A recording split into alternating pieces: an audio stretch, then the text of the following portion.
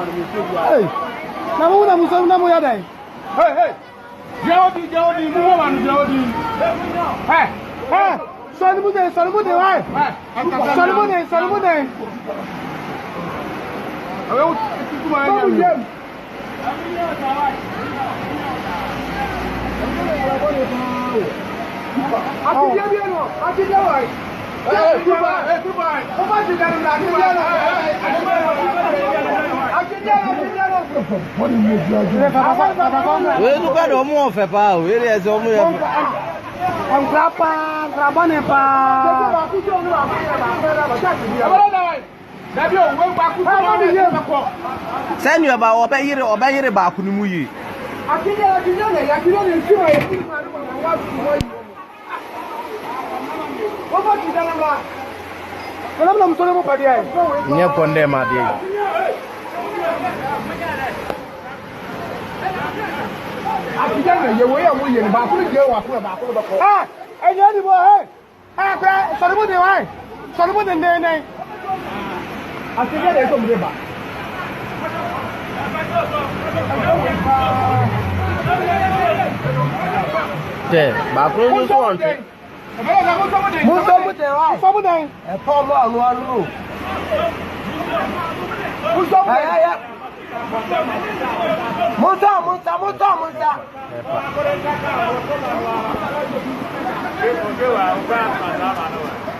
Guys, this is the end of the video. Don't forget to subscribe to my YouTube channel for more videos. Thank you.